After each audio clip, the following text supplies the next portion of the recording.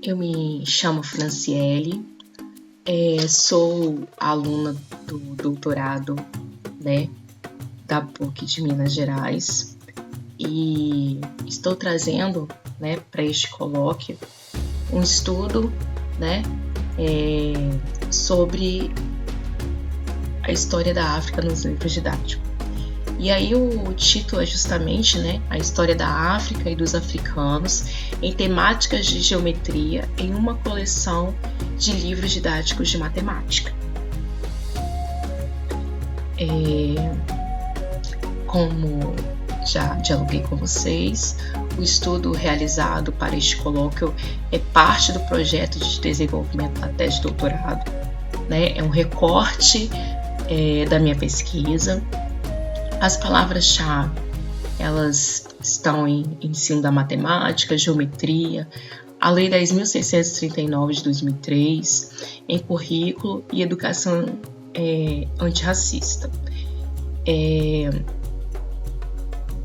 Diversos autores estão incluídos neste estudo, mas ele está fundamentado em Gomes, sobre a potência do movimento negro, no estudo de Gonçalves sobre conhecimento da história e cultura dos povos negros como iniciativa para enfrentamento do racismo.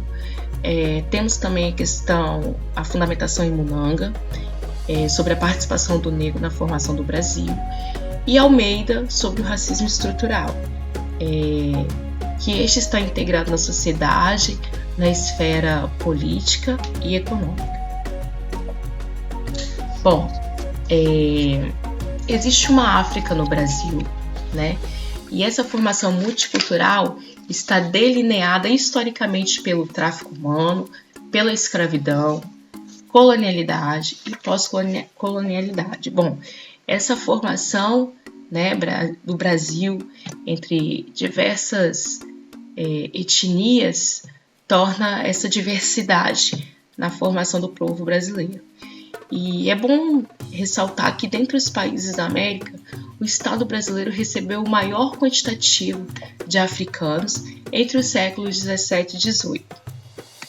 De acordo com o IBGE de 2022, a população negra continua sendo a maioria.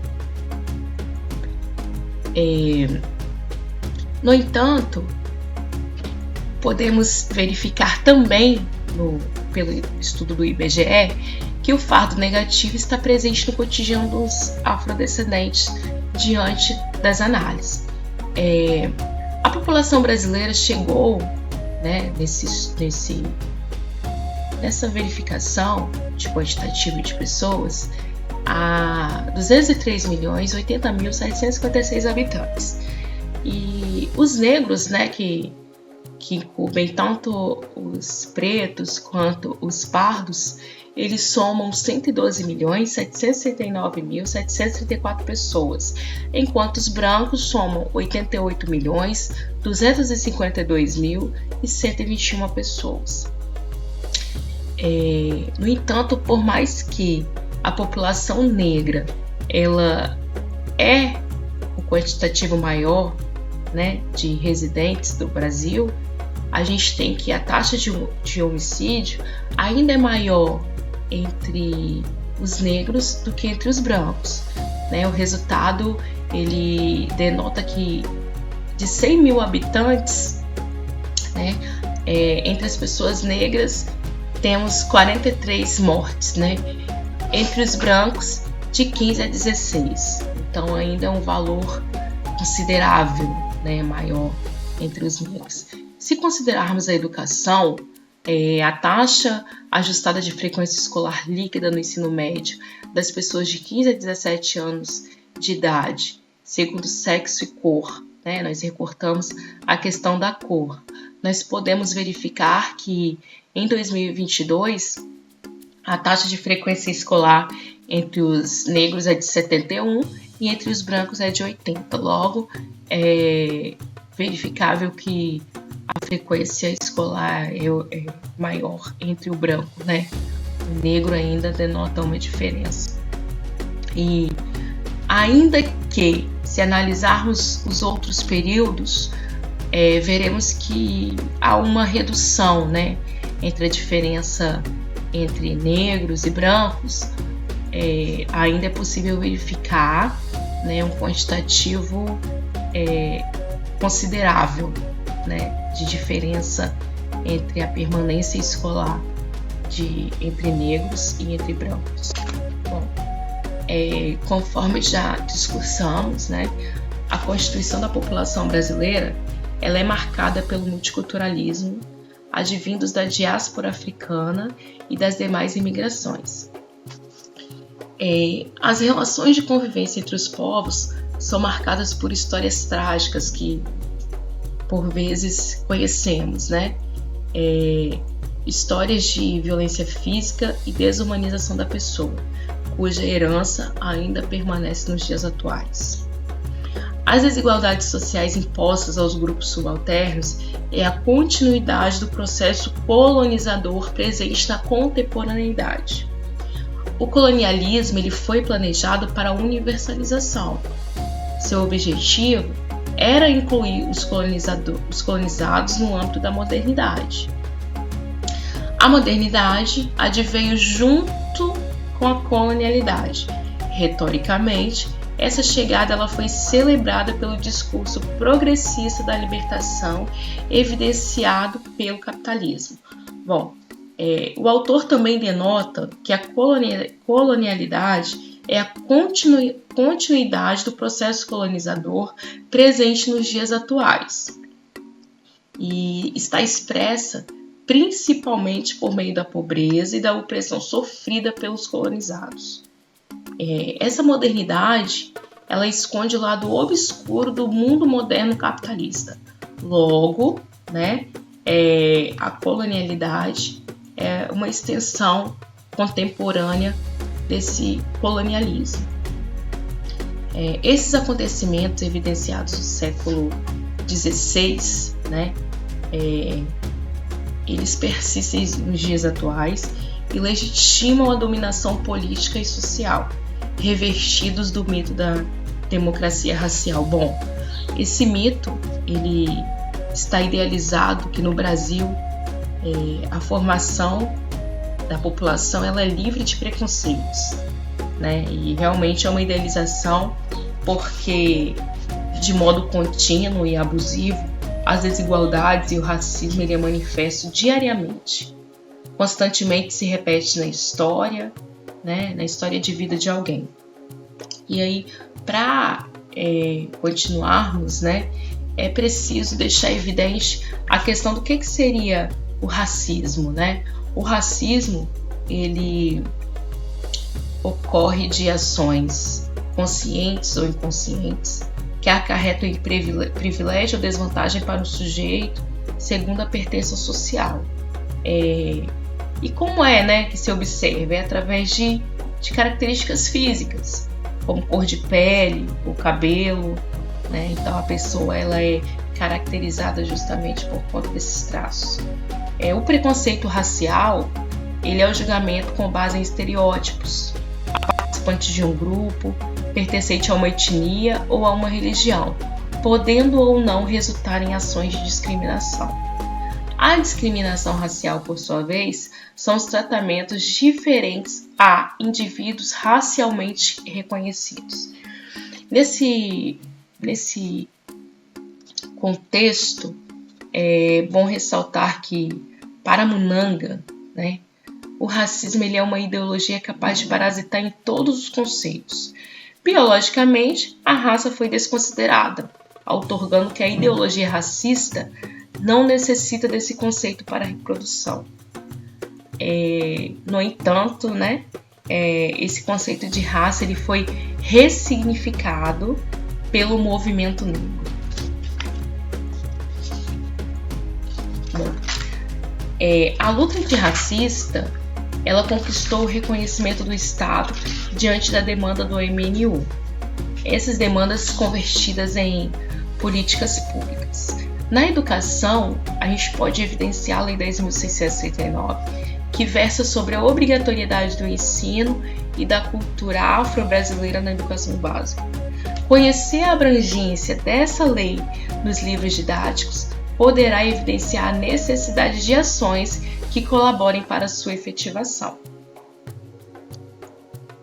O artigo 26A da LDB descreve que, nos estabelecimentos de ensino fundamental e médio, oficiais e particulares, torna-se obrigatório o ensino sobre história e cultura afro-brasileira. O seu artigo 1º diz que o conteúdo programático a que se refere o caput desse artigo incluirá o estudo da história da África e dos africanos, a luta dos negros no Brasil, a cultura negra brasileira e o negro na formação da sociedade nacional, resgatando a contribuição do povo negro nas áreas social, econômica e política pertinentes à história do Brasil.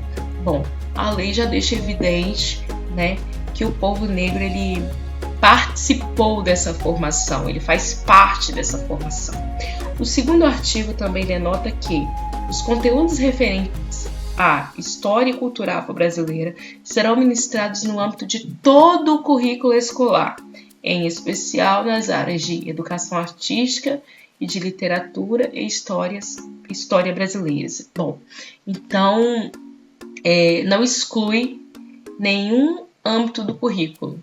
Logo, a análise está voltada para a matemática, né? Então, todas as áreas do âmbito curricular deveria, né,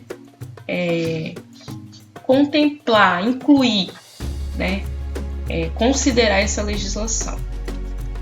E aí o estudo, né, o recorte do estudo traz a questão, né, os livros didáticos de matemática evidenciam a história da África e dos africanos? E o objetivo do estudo é justamente analisar se a Lei 10.639 ela é considerada em livros de matemática destinados para alunos do 6º ou 9º ano do ensino fundamental, aprovados pelo Plano Nacional do Livro Didático de 2017 e escolhido por escolas do município de Vila Velha, Espírito Santo. Ressalto que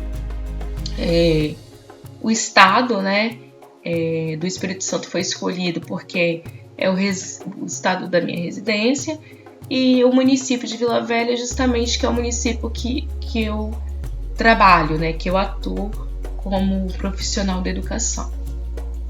Bom, o livro escolhido foi a coleção Praticando a Matemática, né, da Editora do Brasil, que foi publicada em 2015. Foi escolhida essa edição, né? E a análise vai decorrer em todas as edições dos anos finais do ensino fundamental. Então, nós analisamos as edições de 6º ao 9º ano. E aí, quanto aos dados da análise, a unidade temática escolhida foi a geometria. Para o 6º e o 7º ano foram designados 3 capítulos, para o 8º ano 5 capítulos e para o 9º ano 4 capítulos. Essa análise está fundamentada em Zwin, né, que também realizou uma análise sobre os livros, Bardin, né, consoante as categorias elencadas. É importante ressaltar que as categorias de estudo elas estão consoantes as temáticas estabelecidas na legislação, que é justamente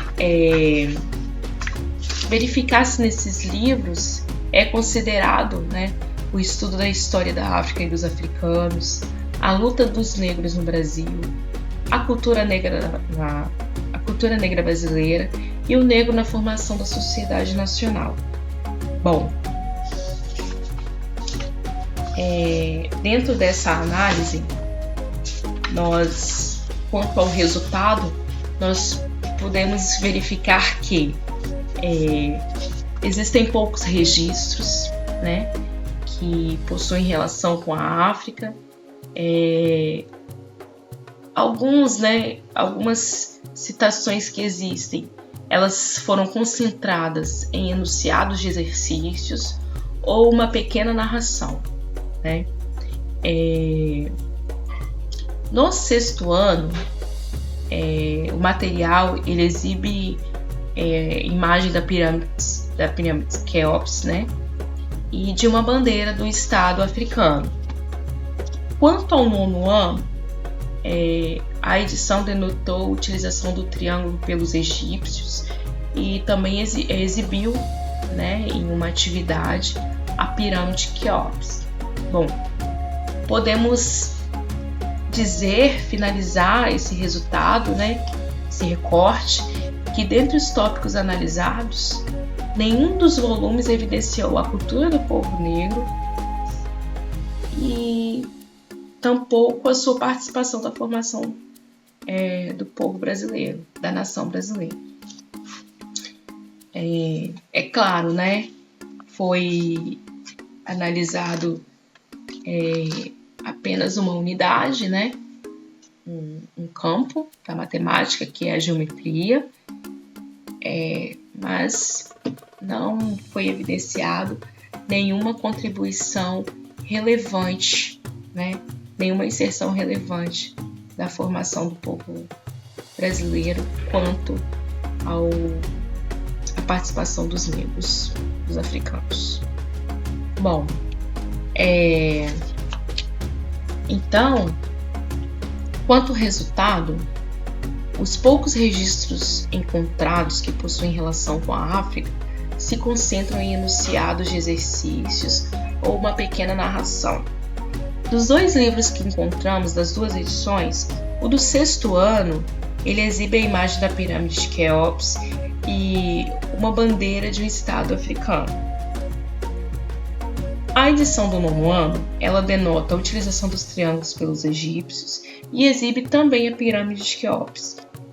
Logo, podemos denotar que dentre os tópicos analisados, nenhum dos volumes evidenciou a cultura do povo negro e a sua participação na formação da nação brasileira.